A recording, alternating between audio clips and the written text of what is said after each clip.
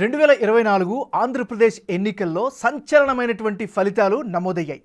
2019 ఎన్నికల్లో 151 స్థానాల్లో గెలిచినటువంటి వైఎస్ఆర్ కాంగ్రెస్ పార్టీ 2024కు వచ్చేసరికల్లా కేవలం 11 స్థానాలకు మాత్రమే పరిమితమైపోయింది. తెలుగుదేశం పార్టీ, భారతీయ జనతా పార్టీ, అదేవిధంగా జనసేన కూటమిలో సునామీలో మొత్తం కొట్టుకుపోయినటువంటి పరిస్థితి కనిపిస్తోంది. అయితే ఇంత సునామీలో ఆ పార్టీ నుంచి గెలిచింది కేవలం 11 మంది మాత్రమే. మరి ఆ 11 మంది ఏ స్థానాల్లో గెలిచారు, ఎక్కడెక్కడ గెలిచారు, ఎవరిపైన ఆ అభ్యర్థులు గెలిచారో ఒక్కసారి కనుక అనాలిసిస్ని పరిశీలిద్దాం.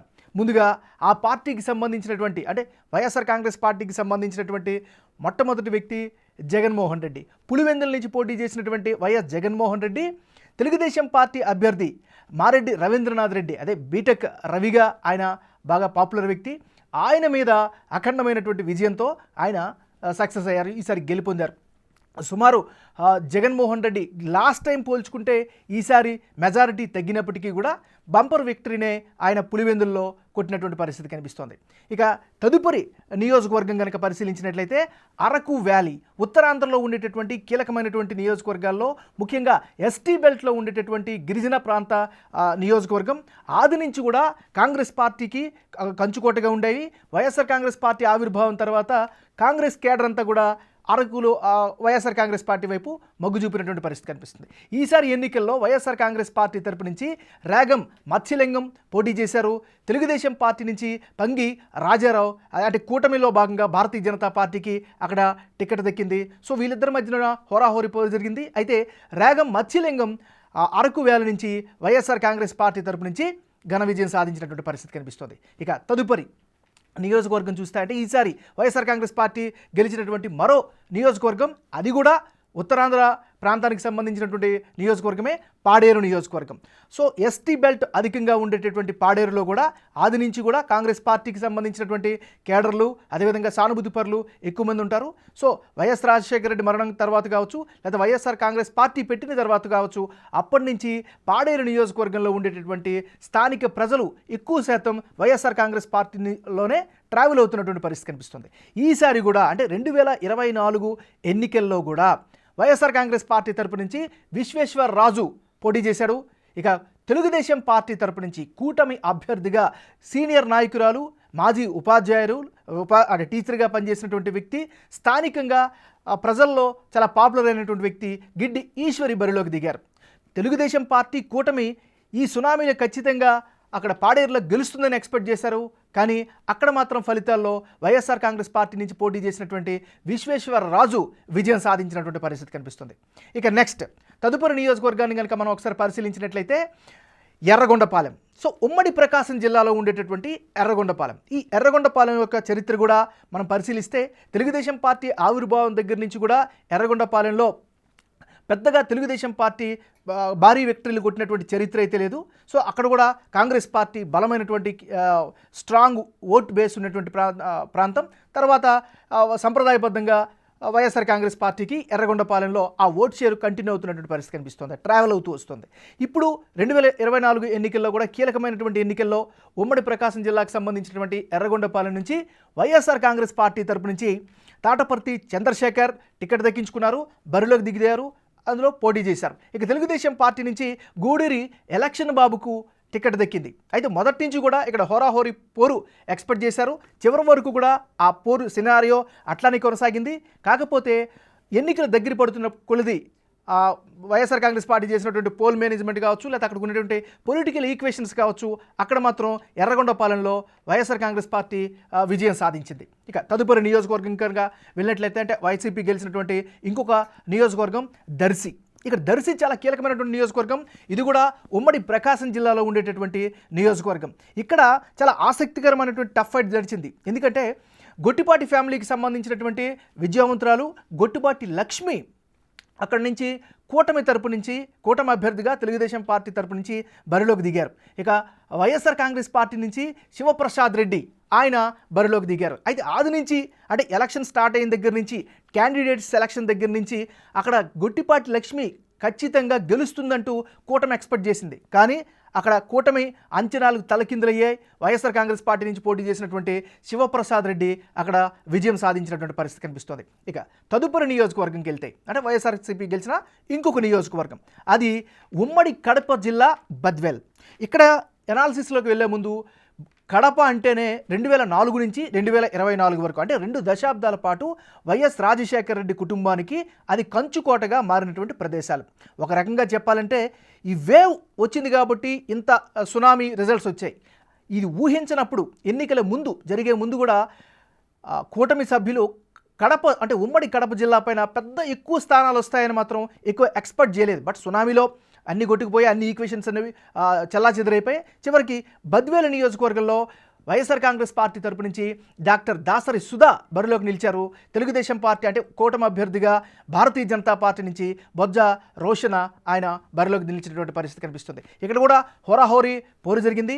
ఉమ్మడి కడప జిల్లాలో అనూహ్యమైనటువంటి విజయాలు సాధించిన కూటమి బద్వేల్లో మాత్రం ఓటమి పాలైంది. ఇక్కడ వైఎస్ఆర్ కాంగ్రెస్ పార్టీ గెలుచుకుంది. ఇక నెక్స్ట్ నియోజకవర్గాన్ని కనుక పరిశీలించినట్లయితే వైసీపీ గెలిచినటువంటి మరో నియోజకవర్గం రాజంపేట. ఉమ్మడి కడప జిల్లా, ముందుగా మనం చెప్పుకున్నట్టుగానే కడప జిల్లా అంటేనే మొదటి నుంచి వైఎస్ కుటుంబ సభ్యులకి లేదా వైఎస్ఆర్ కాంగ్రెస్ పార్టీకి చాలా పట్టున్నటువంటి ప్రాంతం రాజంపేట. ఇక్కడ రాజంపేటలో చాలా భిన్నమైనటువంటి వాతావరణం ఈ ఎన్నికల్లో కనిపించింది. ఎందుకంటే రాజంపేట పార్లమెంటు సెగ్మెంట్ నుంచి మాజీ ఉమ్మడి ఆంధ్రప్రదేశ్ చిట్ట చివరి మాజీ ముఖ్యమంత్రి కిరణ్ కుమార్ రెడ్డి అక్కడి నుంచి భారతీయ జనతా పార్టీ తరపు నుంచి ఎంపీగా పోటీ చేశారు. అయితే ఆయన కూడా ఓటమి పాలైంది. ఆయన పైన మిథున్ రెడ్డి గెలిచినటువంటి పరిస్థితి కనిపిస్తుంది. సో ఆయన పార్లమెంటు పరిధిలోకి వచ్చినటువంటి ప్రాంతమే రాజంపేట సెగ్మెంట్. ఇక్కడ రాజంపేట సెగ్మెంట్ నుంచి వైఎస్ఆర్ కాంగ్రెస్ పార్టీ తరపు నుంచి ఆకేపాటి అమర్నాథ్ రెడ్డి టికెట్ దక్కించుకొని బరిలోకి దిగారు. ఇక కూటమి అభ్యర్థిగా తెలుగుదేశం పార్టీ నుంచి సుగవాసి సుబ్రహ్మణ్యన్ను పోటీ చేశారు. ఇక సుగవాసి సుబ్రహ్మణ్యంకి టికెట్ కేటాయించినప్పుడు కూడా చాలామంది ఎక్కువగా దీనిపైన చర్చించుకున్నారు. ఏదేమైనప్పటికీ కూడా ఈ ఎన్నికల్లో రాజంపేట నుంచి వైఎస్ఆర్ కాంగ్రెస్ పార్టీ తరపు నుంచి ఆకేటి అమర్నాథ్ రెడ్డి గెలుపొందడం జరిగింది. ఇక తదుపరి నియోజకవర్గంకి వెళ్దాం. ఈ నియోజకవర్గంలో పొంగనూరు, ఉమ్మడి చిత్తూరు జిల్లా పొంగనూరు అంటేనే కాంగ్రెస్ పార్టీ ఆది నుంచి కాంగ్రెస్ పార్టీకి కంచుకోట. దానికి గల కారణం పెద్దిరెడ్డి రామచంద్రారెడ్డి. ఇక్కడ పెద్దిరెడ్డి రామచంద్రారెడ్డి కేవలం పొంగనూరు నియోజకవర్గానికే కాదు ఉమ్మడి జిల్లా వ్యాప్తంగా అంటే ఉమ్మడి చిత్తూరు జిల్లా అంటే 14 సెగ్మెంట్లు ఉండేటటువంటి ఉమ్మడి చిత్తూరు జిల్లా మొత్తాన్ని శాసించేటటువంటి బలమైన కీలక నాయకుడు. ఒక రకంగా చెప్పాలంటే చంద్రబాబుతోటే నేరుగా ఆయన డి అంటే డి అనేటువంటి పరిస్థితి ఉండేది. చంద్రబాబు నాయుడికి తెలుగుదేశం పార్టీ అధినేత ఇప్పుడు కాబోయే ముఖ్యమంత్రికి కాంటెంపరీ రాజకీయాల్లో వచ్చినటువంటి వ్యక్తి. సో కాబట్టి మొదటి నుంచి కూడా పొంగనూరు అనేది ఖచ్చితంగా పెద్దిరెడ్డి రామచంద్రారెడ్డి అడ్డాగా చెప్పుకోవచ్చు. సో ఆయన పైన చల్లా రామచంద్రారెడ్డి కూటమి తరపు నుంచి టికెట్ దక్కించుకున్నారు. పెద్దిరెడ్డి రామచంద్రారెడ్డి పైన బరిలోకి దిగారు. అయితే మొదటి నుంచి కూడా పెద్దిరెడ్డి రామచంద్రారెడ్డి ఈజీగా గెలుస్తారు అని అందరూ ఎక్స్పెక్ట్ చేశారు. కానీ మారినటువంటి ప్రస్తుత ఈక్వేషన్స్ ప్రకారం చివరి వరకు పొంగనూరులో టఫ్ ఫైట్ జరిగింది.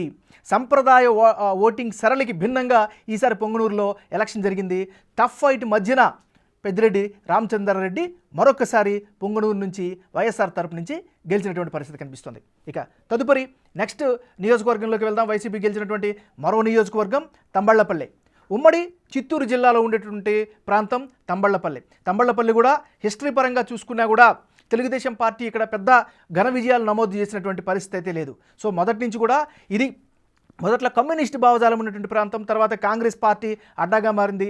ఈసారి పెద్దిరెడ్డి ద్వారకానాథ్ రెడ్డి వైఎస్ఆర్ కాంగ్రెస్ పార్టీ తరపు నుంచి టికెట్ సంపాదించుకున్నారు. తర్వాత తెలుగుదేశం పార్టీ నుంచి జయచంద్రారెడ్డి టికెట్ దక్కించుకొని వీళ్ళిద్దరి మధ్యన హోరాహోరీ పోరు జరిగింది. కానీ ఈ పోరులో వైసీపీ అభ్యర్థి పెద్దిరెడ్డి ద్వారకానాథ్ రెడ్డి విజయం సాధించారు. ఇక నెక్స్ట్ గెలుచుకున్నటువంటి 11 స్థానాల్లో నెక్స్ట్ నియోజకవర్గం ఏంటి ఒకసారి కనుక పరిశీలించినట్లయితే మంత్రాలయం. ఇది ఉమ్మడి కర్నూలు జిల్లాలో ఉండేటటువంటి నియోజకవర్గం మంత్రాలయం. ఇది కూడా ఆది నుంచి మంత్రాలయం నియోజకవర్గం కాంగ్రెస్ పార్టీకి చాలా ఎక్కువగా ఆదరిస్తూ వచ్చారు అక్కడ ఉండేటటువంటి మంత్రాలయం ప్రజలు. సో ఒక రకంగా వైఎస్ రాజశేఖర రెడ్డి తొలిసారి ముఖ్యమంత్రి అయిన 2004 నుంచి తీసుకున్నా కూడా మంత్రాలయం పైన ఆయన స్పెషల్ ఫోకస్ పెట్టారు. అక్కడ కార్యకర్తలకు అండగా నిలిచారు. సో దానివల్ల మంత్రాలయం సెగ్మెంట్ వైఎస్ జగన్మోహన్ రెడ్డికి ఈసారి కూడా అడ్వాంటేజ్ ఫ్యాక్టర్ అయింది. ఈసారి మంత్రాలయం నుంచి పోటీ చేసినటువంటి బాలనాగిరెడ్డి తన సమీప అభ్యర్థి రాఘవేందర్ రెడ్డి, తెలుగుదేశం పార్టీ నుంచి టికెట్ సంపాదించుకున్నటువంటి రాఘవేందర్ రెడ్డి పైన విజయం సాధించినటువంటి పరిస్థితి ఉంది. సో ఈ స్థానంలో కూడా అంటే మంత్రాలయంలో కూడా వైఎస్ఆర్ కాంగ్రెస్ పార్టీ గెలుపు బావుట ఎగరవేసింది. ఇక తదుపరి నియోజకవర్గం కనుక పరిశీలించినట్లయితే ముఖ్యంగా ఆలూరు, ఇది కర్నూలు జిల్లాలో ఉండేటటువంటి అంటే ఉమ్మడి కర్నూలు జిల్లాలో ఉండే మరో నియోజకవర్గం ఆలూరు నియోజకవర్గం. ఇక్కడి నుంచి విరూపాక్ష వైఎస్ఆర్ కాంగ్రెస్ పార్టీ నుంచి బరిలోకి నిలిచారు. ఇక తెలుగుదేశం పార్టీ నుంచి వీరభద్ర గౌడ, అక్కడ బీసీ కులస్తుడు, ఆయనకి టికెట్ అందించినటువంటి పరిస్థితి కనిపిస్తోంది. సో అక్కడ కూడా హోరాహోరీ పోరు జరిగింది ఆలూరులో. చివరికి వైఎస్ఆర్ కాంగ్రెస్ పార్టీ అంటే ఈసారి 2024లో ప్రభంజనం సృష్టించింది కూటమి. సో ఆ ప్రభంజనాన్ని ఎదుర్కొని కూడా ఇక్కడ ఆలూరులో విరూపాక్ష విజయం సాధించడం జరిగింది. సో 175 నియోజకవర్గాలకి జరిగినటువంటి ఈ ఎన్నికల్లో వైఎస్ఆర్ కాంగ్రెస్ పార్టీ కేవలం 11 స్థానాలకు మాత్రమే పరిమితమైంది. అయితే ఇక్కడ ఇంత వేవ్లో కూడా ఆ 11 స్థానాల్లో ఓడిపోయినటువంటి వాళ్ళని కూడా మనం ఈసారి కీలకంగా భావించాల్సినటువంటి అవసరం ఉంటుంది. ఏదేమైనప్పటికీ కూడా రాజకీయాలు అంటేనే ఎప్పుడు వైబ్రెంట్గా ఉంటాయి. 2019లో ఉండేటటువంటి దేవుడి స్క్రిప్ట్ తిరిగి రివర్స్ అయిందంటూ కూడా తెలుగుదేశం పార్టీ నాయకులు కామెంట్ చేస్తున్నటువంటి పరిస్థితి. ఇది 2024లో వైఎస్ఆర్ కాంగ్రెస్ పార్టీ గెలుపొందినటువంటి 11 స్థానాల యొక్క వివరాలు.